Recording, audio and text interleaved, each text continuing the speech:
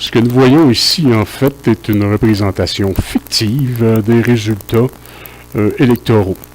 Comme je viens de le mentionner, c'est fictif, là. Ce n'est pas les vrais résultats électoraux de 2014 des dernières élections du Québec. Le modèle québécois, le modèle canadien, le modèle dans plusieurs pays est un modèle électoral de représentation par siège. Le nombre de sièges, en fait, le nombre de circonscriptions gagnées par un parti détermine le gouvernement au pouvoir. Donc, c'est censé d'être représentatif du suffrage universel. Par contre, on va voir là, que c'est pas tout à fait le cas. Ici, on voit que, par exemple, si un parti est dominant dans une circonscription, par exemple la CAQ, dans la première colonne de gauche, on voit qu'elle domine avec 61% du suffrage universel là, de ce comté.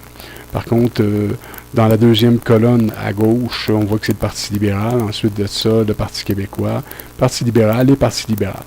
Dans ce cas, ce qu'on voit, c'est que le Parti libéral, advenant que le gouvernement du Québec, là, la carte électorale du Québec serait seulement de 5 comtés. J'ai fait ça, j'ai fait un petit échantillonnage. Advenant que le Québec aurait en fait seulement 5 comtés, on voit ici que le Parti libéral du Québec serait le gouvernement majoritaire, parce qu'il aurait plus que la moitié des sièges. Donc, une circonscription, un siège, une voix. À ce moment-là, on voit très bien qu'il est possible qu'un gouvernement ait seulement 27% des voix, 29% des voix seraient la deuxième opposition, et l'opposition officielle avec 32,6% des voix. Comment ça se peut, ça? Ben, c'est très simple. Un parti domine dans une circonscription massivement.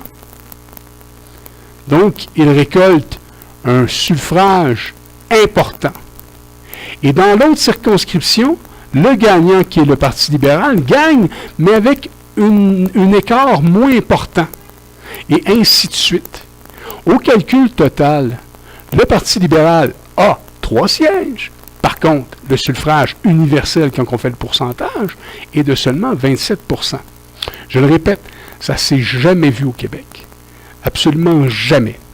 Mais c'est quand même une possibilité statistique.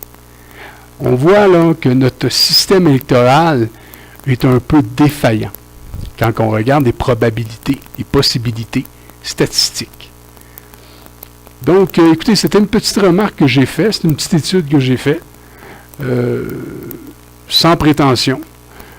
L'idée était seulement d'essayer de démontrer que le modèle québécois électoral, n'est pas vraiment ce qu'on pourrait appeler là, très solide en ce qui concerne la représentativité électorale de l'électorat. En fait, la représentativité du suffrage universel de la grande majorité.